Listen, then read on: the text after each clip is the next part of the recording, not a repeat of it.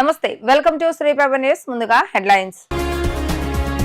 పరిశ్రమల శాఖపై ముఖ్యమంత్రి చంద్రబాబు నాయుడు సమీక్ష. పరిశ్రమల స్థాపనలో ఏపీ బ్రాండ్ ఇమేజ్ తిరిగి వచ్చేలా నూతన పారిశ్రామిక విధానం ఉండాలని అధికారులకు ఆదేశం. హర్ ఘర్ తిరంగా ర్యాలీలో పాల్గొన్న బీజేపీ రాష్ట్ర అధ్యక్షురాలు ఎంపీ పురంధేశ్వరి. స్వతంత్రం కోసం ఎంతో మంది మహనీయుల ప్రాణాలు అర్పించారని, వారి త్యాగాలను ప్రతి ఒక్కరూ స్మరించుకోవాలని పిలుపు. పవిత్ర సంగమమును పరిశీలించిన దేవస్థాన శాఖ మంత్రి ఆనం రామనారాయణ రెడ్డి వివిధ శాఖల అధికారులతో మాట్లాడి త్వరలో పవిత్ర సంగమం వద్ద హారతను పునఃప్రారంభిస్తామని వెల్లడి. పరిశ్రమల స్థాపనలో ఏపీ బ్రాండ్ ఇమేజ్ తిరిగి వచ్చేలా నూతన పారిశ్రామిక విధానం ఉండాలని సీఎం చంద్రబాబు నాయుడు అధికారులకు స్పష్టం చేశారు. దేశంలోని అగ్రస్థాయి 5 రాష్ట్రాలతో పోటీ పడేలా తీర్చిదిద్దాలని నిర్దేశించారు. 100 రోజుల్లోగా అన్ని పారిశ్రామిక విధానాలు తీసుకురావాలని స్పష్టం చేశారు. ఈ నెల 16వ తేదీన పారిశ్రామికవేత్తలతో సమావేశం నిర్వహించాలని సీఎం నిర్ణయించారు. నూతన పారిశ్రామిక విధానంపై సమీక్షలో ముఖ్యమంత్రి చంద్రబాబు నాయుడు అధికారులకు కీలక ఆదేశాలను జారీ చేశారు. పారిశ్రామిక అభివృద్ధికి సంబంధించి దేశంలోని టాప్ 5 రాష్ట్రాలతో పోటీపడే స్థాయిలో ఏపీ నూతన పారిశ్రామిక విధానం ఉండాలని అన్నారు. ఆ దిశగా చర్యలు తీసుకోవాలని అధికారులకు సూచించారు. నూతన పారిశ్రామిక విధానం రూపకల్పనలో నీతి ఆయోగ్ ఆలోచనలను కూడా పరిగణలోకి తీసుకోవాలని సీఎం చెప్పారు. 15% పైగా వృద్ధి రేటు సాధనే లక్ష్యంగా నూతన పాలసీ ఉండేలా చర్యలు చేపట్టాలని నిర్దేశించారు. త్వరలో అమలుకి తేనున్న నూతన పారిశ్రామిక అభివృద్ధి విధానం 2024-29 పై రూపొందించిన ముసాయిదాను మంత్రి టీజీ భరత్ అధికారులు సీఎంకు వివరించారు. ఈ సందర్భంగా సీఎం చంద్రబాబు నాయుడు అధికారులకు పలు కీలక సూచనలు చేశారు. 2014-19 కాలంలో పరిశ్రమల ఏర్పాటు కోసం రాయితీలు, మౌలిక సదుపాయాల కల్పన, ఈజ్ ఆఫ్ డూయింగ్ వంటి అంశాలలో రాష్ట్ర ప్రభుత్వం దేశంలోనే మొదటి స్థానంలో ఉండేదని గుర్తు చేశారు. మళ్లీ అలాంటి పరిస్థితులు కల్పించి పారిశ్రామికవేత్తలకు ప్రభుత్వంపై నమ్మకం కలిగేలా నూతన పారిశ్రామిక విధానం రూపకల్పన చేయాలని స్పష్టం చేశారు. ప్రస్తుతం 53% ముడి సరుకులు రాష్ట్రం నుంచి వెళుతున్నాయన్న సీఎం వాటికి ఏ విధంగా వాల్యూ ఎడిషన్ ఇవ్వాలో చూడాలని సూచించారు. పీపీపీ, P4 పద్ధతులను నూతన విధానంలో పొందుపరచాలని స్పష్టం చేశారు. భారతదేశం స్వతంత్రం కోసం ఎంతో మంది మహనీయులు ప్రాణాలు అర్పించారని, వారి త్యాగాలను ప్రతి ఒక్కరూ స్మరించుకోవాలని బీజేపీ రాష్ట్ర అధ్యక్షురాలు ఎంపీ దగ్గుపాటి పురంధేశ్వరి అన్నారు.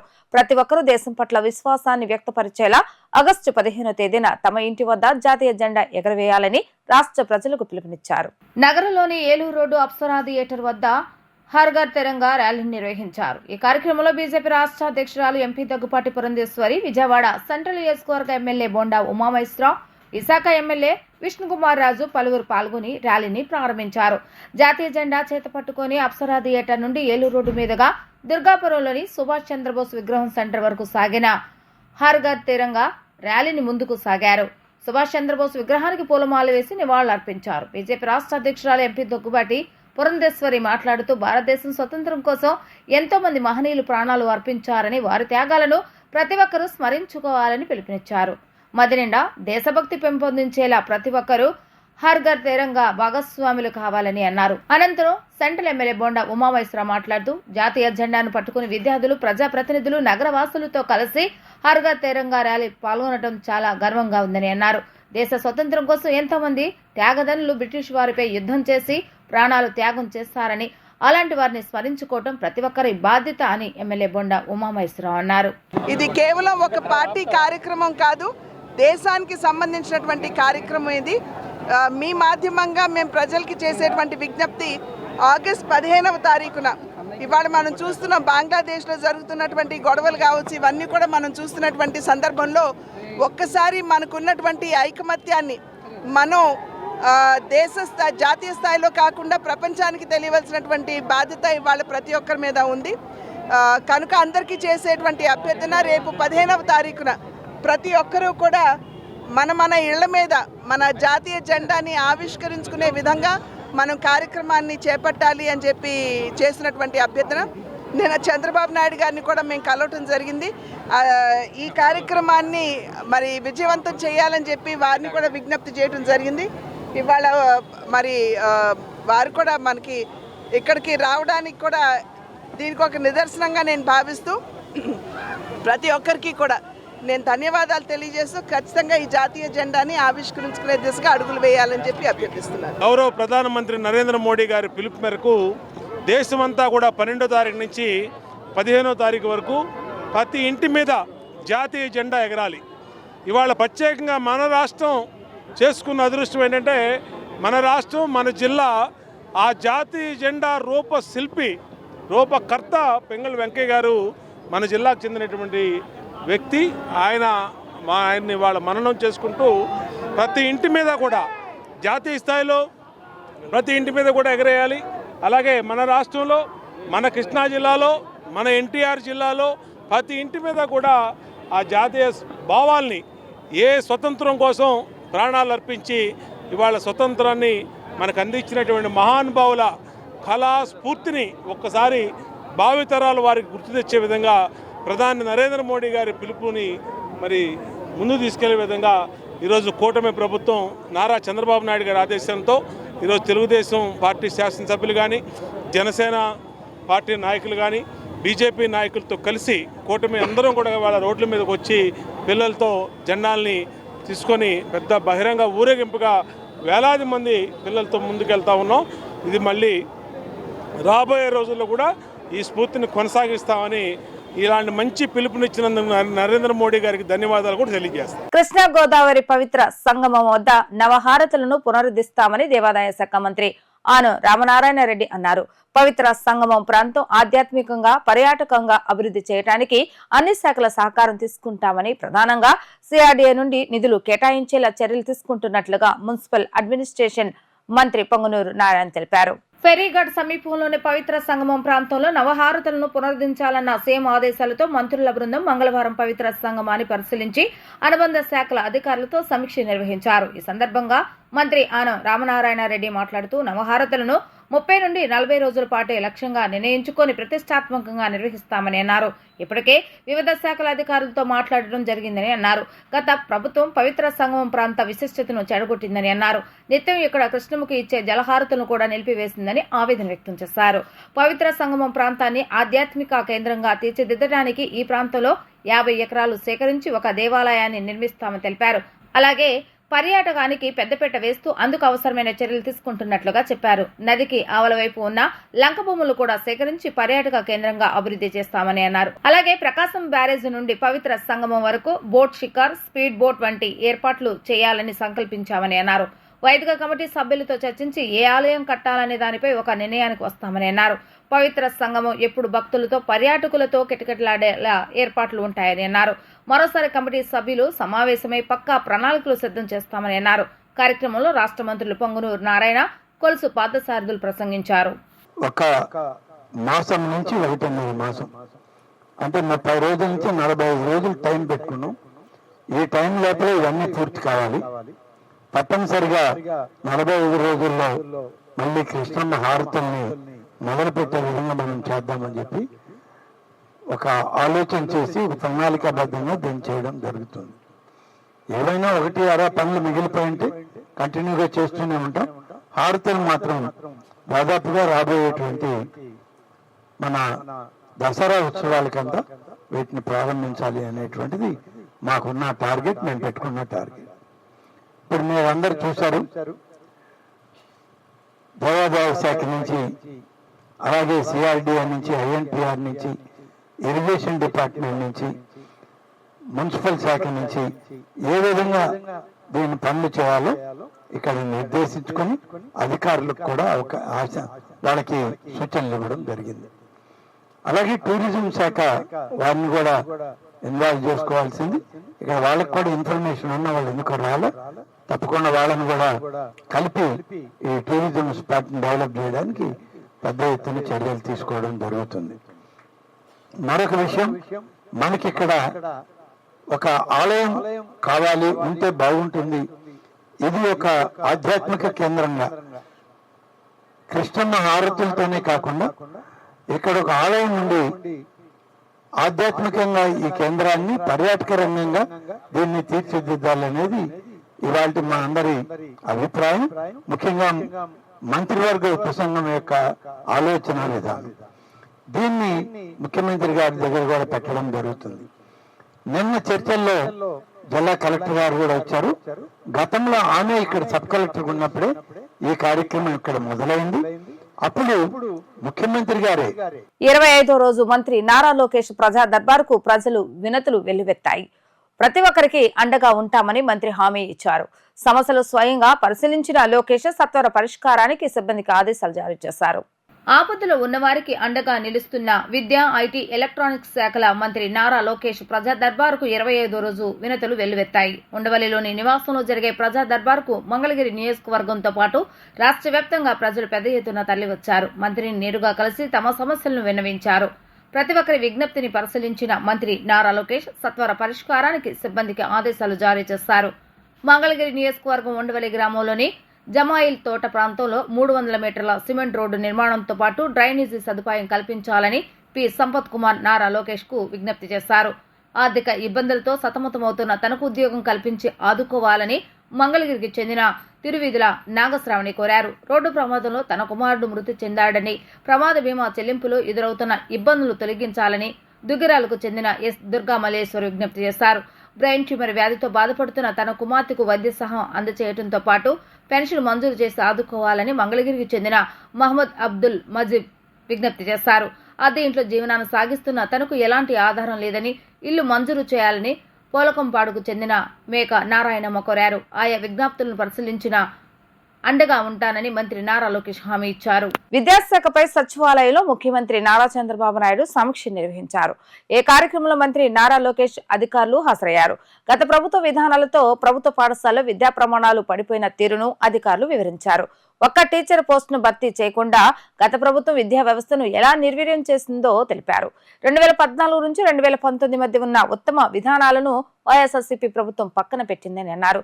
ప్రభుత్వ పాఠశాలలోని విద్యార్థులు తగ్గిపోవడంపై కారణాలపై సమీక్షించారు. పాఠశాల విద్య, ఉన్నత విద్యలో ప్రమాణాలు పెంచే అంశంపై శాఖాపరంగా తీసుకుంటున్న చర్యలను మంత్రి లోకేష్ కు వివరించారు. విజయవాడలోని ఇందిరాగాంధీ మున్సిపల్ స్టేడియంలో ఈ నెల 15వ తేదీన స్వతంత్ర దినోత్సవాల్లో సీఎం చంద్రబాబు నాయుడు పాల్గొనున్నారు. ఈ నేపథ్యంలో ఉన్నతాధికారుల సమక్షంలో నిర్వహించిన full dress rehearsals విజయవంతమయ్యాయి. Vijayawada Indira Gandhi municipal స్టేడియంలో ఈ నెల 15వ తేదీన జరగనున్న రాష్ట్ర స్థాయి స్వతంత్ర దినోత్సవాలకు ముందస్తుగా డ్రెస్ రిహార్సల్స్ ను నిర్వహించారు. అధికారులు 78వ స్వతంత్ర వేడుకలను విజయవంతంగా నిర్వహించేందుకు తీసుకోవాల్సిన జాగ్రత్తలపై దిశానిర్దేశం చేశారు. ఈ వేడుకలకు ముఖ్యమంత్రి నారా చంద్రబాబు నాయుడు ముఖ్య అతిథిగా హాజరు కానున్నారు.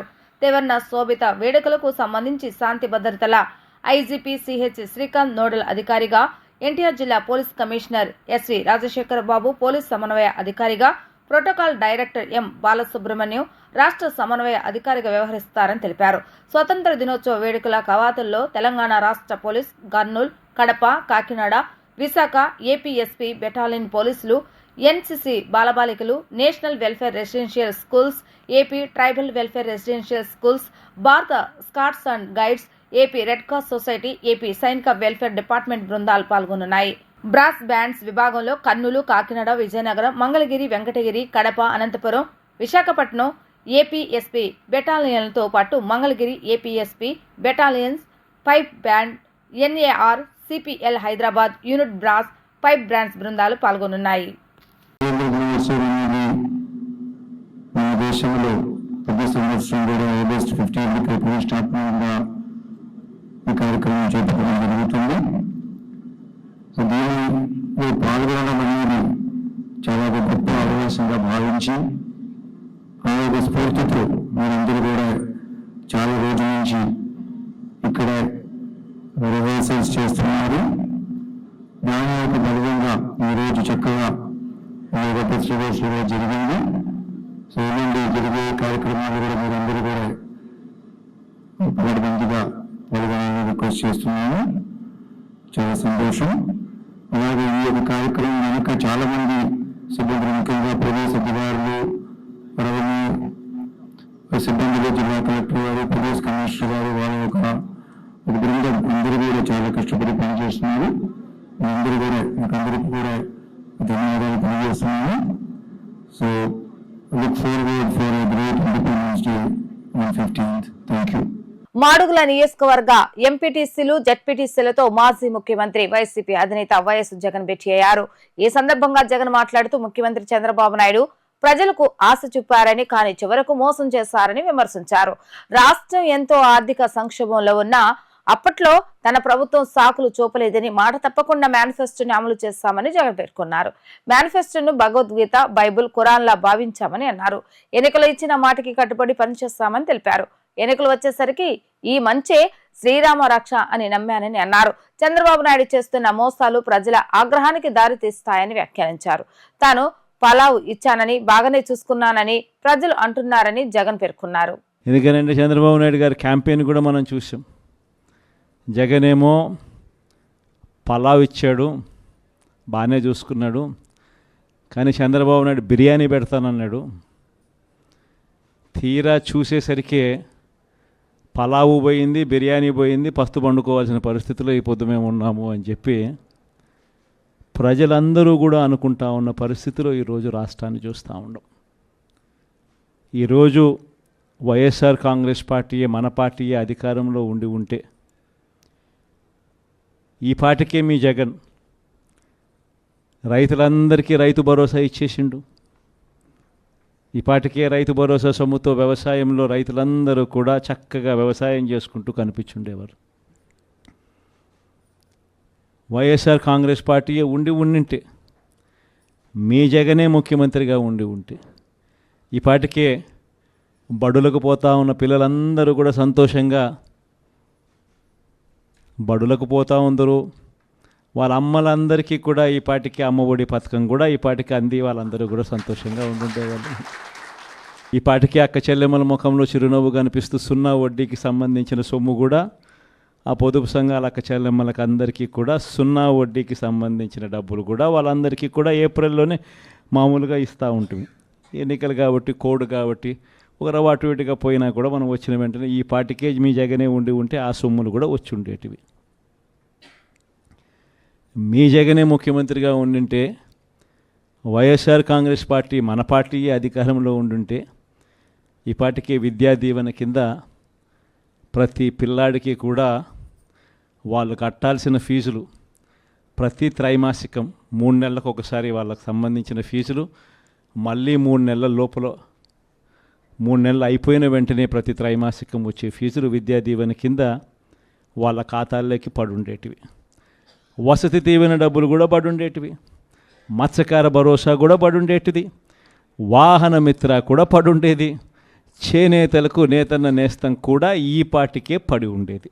మాజీ మంత్రి జోగి రమేష్ ఇంట్లో ఏసీబీ సోదాలు నిర్వహిస్తుంది. అగ్రిగోల్డ్ భూముల వ్యవహారంపై ఇబ్రహీంపట్నంలోని ఆయన నివాసంలో ఉదయం 5 గంటల నుంచి 15 మంది అధికారులతో ఏసీబీ తనిఖీలు చేపట్టింది. ఈ క్రమంలోనే మాజీ మంత్రి జోగి రమేష్ కుమార్ రాజును ఏసీబీ అధికారులు అరెస్టు చేశారు. మాజీ మంత్రి జోగి రమేష్ ఇంట్లో ఏసీబీ సోదాలు చేస్తుంది. ఇబ్రహీంపట్నంలోని ఆయన నివాసంలో ఉదయం 5 గంటల నుంచి 15 మంది అధికారులతో తనిఖీలు కొనసాగుతున్నాయి. అగ్రిగోల్డ్ భూముల వ్యవహారంపై ఏసీబీ అధికారులు సోదాలు చేపట్టారు. అంబాపురంలోని అగ్రిగోల్డ్ భూముల వ్యవహారంపైనే తనిఖీలు జరుగుతున్నట్లుగా సమాచారం. సిఐడి జప్తులో ఉన్న అగ్రిగోల్డ్ భూములు కొనుగోలు చేసి విక్రయించినట్లుగా గుర్తించినట్లుగా తెలుస్తోంది. ఈ క్రమంలో మాజీ మంత్రి జోగి రమేష్ కుమారుడు రాజీవ్ను ఏసీబీ అధికారులు అరెస్టు చేశారు. అగ్రిగోల్డ్ భూముల లావాదేవీల కేసులో ఏవనగా ఉన్న జోగి రాజీవ్, ఏ2గా జోగి రమేష్ బాబాయ్, జోగి వెంకటేశ్వరరావు అన్నారు. అగ్రిగోల్డ్ లో మా కుటుంబం తప్పు చేసినట్టు నిరూపిస్తే విజయవాడ నడి రోడ్డుపై ఉరివేసుకుంటానని మాజీ మంత్రి జోగి రమేష్ వ్యాఖ్యానించారు. చంద్రబాబు నాయుడు మాపై కక్ష సాధింపునకు పాల్పడుతున్నారని అన్నారు. మా కుమారుడు విదేశాల్లో చదివాడు, ఉద్యోగం చేస్తాడని చెప్పుకొచ్చారు. కోపం ఉంటే తనపై కక్ష తెచ్చుకోండి, నా కుమారుని అన్యాయంగా అరెస్టు చేస్తారని జోగి రమేష్ ధ్వజమెత్తారు. అగ్రిగోల్డ్ భూముల కొనుగోలు వ్యవహారంలో తమపై జరిగిన ఏసీపీ దాడులపై వైసీపీ నేత మాజీ మంత్రి జోగి రమేష్ స్పందించారు. మంగళవారం విజయవాడలో ఆయన మీడియాతో మాట్లాడుతూ ఇది తనపై జరుగుతున్న దాడి కాదని, బలహీన వర్గాలపై జరుగుతున్న దాడి అని పేర్కొన్నారు. చంద్రబాబు నాయుడు లోకేష్ కి కక్ష ఉంటే తనపై తెచ్చుకోవాలని, తాను తప్పు చేసి ఉంటే విజయవాడ నడిబొడ్డున ఉరేసుకుంటానని ప్రకటించారు. అబోన్ శుభం తెలియని కుమారుని అరెస్టు చేయడం న్యాయమేనా అని చంద్రబాబు నాయుడు ప్రశ్నించారు. ప్రభుత్వాలు వస్తుంటాయి పోతుంటాయి, దయచేసి ఇలాంటి దుర్మార్గాలు చేయవద్దని హితవు పలికారు. అగ్రిగోల్డ్ భూములు అటాచ్మెంట్ లో ఉన్నాయని, వీటిని ఎవరైనా కొంటారని ప్రశ్నించారు. అగ్రిగోల్డ్ భూములు కొనుగోలు వ్యవహారంలో చట్టబద్ధంగా వ్యవహరించామని, తాము తప్పు చేసి ఉంటే ప్రజల సాక్షిగా విజయవాడ నడిబొడ్డున ఉరేసుకుంటానని అన్నారు. తాము అధికారంలో ఉన్నప్పుడు ఎవరిని వేధించలేదని ఆయన తెలిపారు. ఎటువంటి తప్పు చేయనటువంటి మా కుటుంబాన్ని నా మీద కక్ష ఉంటే ఉండొచ్చు చంద్రబాబు నాయుడు గారికి, నా మీద కక్ష ఉంటే ఉండొచ్చు లోకేష్కి. అగ్రిగోల్డ్ ఏంటి బాబు, అగ్రిగోల్డ్ ఆస్తులు ఆల్రెడీ అటాచ్మెంట్లో ఉన్నాయి. మొట్టమొదటిసారిగా నేను మీడియా ముందు మాట్లాడుతూ ఉన్నా. మొట్టమొదటిసారిగా ప్రభుత్వం అధికారంలోకి వచ్చిన తర్వాత మొట్టమొదటిసారిగా మీడియా ముందు ప్రభుత్వం ఏదైనా మంచి చేస్తే మంచి చెప్దామని చెప్పి అనుకున్నాం. కానీ ఈరోజు అగ్రిగోల్డ్ భూములు ఏంటి? ఆల్రెడీ అటాచ్మెంట్లో ఉన్న భూముల్ని ఎవరన్నా కొంటారా? అటాచ్మెంట్లో ఉన్న భూములు అది కూడా 2300 గజాల భూమి. ఆ 2300 గజాల భూమిని ఈనాడు పేపర్లో పబ్లిష్ చేసిన తర్వాత మా బాబాయ్ గారు, నా కుమారుడు ఏ విధంగా అయితే మనం కొనుగోలు చేస్తామో అట్లానే కొనుగోలు చేసి రిజిస్ట్రేషన్ చేసుకున్న తర్వాత అది మళ్ళా వేరే వాళ్ళకి అమ్మటం జరిగింది. అంటే ఏ విధంగా అయితే మనం భూమి కొని అమ్ముతామో అట్లానే అది వాళ్ళు మా దగ్గర నుంచి కొనేటప్పుడు కూడా ఈనాడు పేపర్లోనే పబ్లిష్ చేయించుకొని సర్వే చేయించుకొని అధికారులు ఇచ్చిన రిపోర్ట్ ఆధారంగా సబ్ రిజిస్ట్రార్ గారు రిజిస్ట్రేషన్ చేసి వాళ్ళకి అప్పచెప్తే, అంటే అభం శుభం తెలియని నా కుమారుడి మీద అమెరికాలో చదివి వచ్చాడు, ఎంఏ చేశాడు, డిలాయిట్లో జాబ్ చేస్తున్న నా కుమారుడి మీద మీరు తీసుకునే కార్యక్రమం చేయటం న్యాయమేనా? మీకు ధర్మమేనా అని అడుగుతా ఉన్నా. దయచేసి ఆలోచన చేసుకుని అడుగుతా ఉన్నా. ప్రభుత్వాలు వస్తూ ఉంటాయి, పోతూ ఉంటాయి. మీరు అధికారంలో ఉన్నారు. దయచేసి ఒకసారి ఆలోచన చేసుకోండి. మేము అధికారంలో ఉన్నప్పుడు మీ మీదకి దాడికి రాలా. దయచేసి మీరు ఆ మైండ్లో కానీ ఆ ఆలోచన కానీ ఉంటే తీసేసుకోండి. ఆనాటి ముఖ్యమంత్రి జగన్మోహన్ రెడ్డి గారి మీద అయ్యన్న పాత్రుడు గారు చేసిన విమర్శల్ని నానా బూతులు తిట్టిన తర్వాత మీ ఇంటికి వచ్చి ఒక పెద్ద మనిషికి నిరసన తెలియజేయడానికి వచ్చాను తప్ప మీకు చెప్తే ఈ వ్యవస్థను మారుస్తారేమో. 40 సంవత్సరాల చరిత్ర ఉన్న రాజకీయ అనుభవం ఉన్న చంద్రబాబు నాయుడు గారు ఒక మంచి చేస్తారేమో, ఒక మంచి ఉద్దేశంతో రాజకీయాలను తీసుకొస్తారేమో అని చెప్పేసి మేము ఆలోచన చేశాం. కానీ దయచేసి ఇటువంటి మార్గాలకి ఒడి కట్టవద్దు చంద్రబాబు నాయుడు గారు. ఇప్పుడు రాజకీయంగా మా మీద కక్ష తీసుకోవచ్చు, రెడ్ బుక్ రాజ్యాంగాన్ని మీరు తీసుకురావచ్చు, మీరు అమలు. వార్తలు ముగించే ముందు హెడ్లైన్స్ మరొకసారి. పరిశ్రమల శాఖపై ముఖ్యమంత్రి చంద్రబాబు నాయుడు సమీక్ష. పరిశ్రమల స్థాపనలో ఏపీ బ్రాండ్ ఇమేజ్ తిరిగి వచ్చేలా నూతన పారిశ్రామిక విధానం ఉండాలని అధికారులకు ఆదేశం. హర్ఘర్ తిరంగా ర్యాలీలో పాల్గొన్న బీజేపీ రాష్ట్ర అధ్యక్షురాలు ఎంపీ పురంధేశ్వరి. స్వతంత్రం కోసం ఎంతో మంది మహనీయుల ప్రాణాలు అర్పించారని, వారి త్యాగాలను ప్రతి ఒక్కరూ స్మరించుకోవాలని పిలుపు.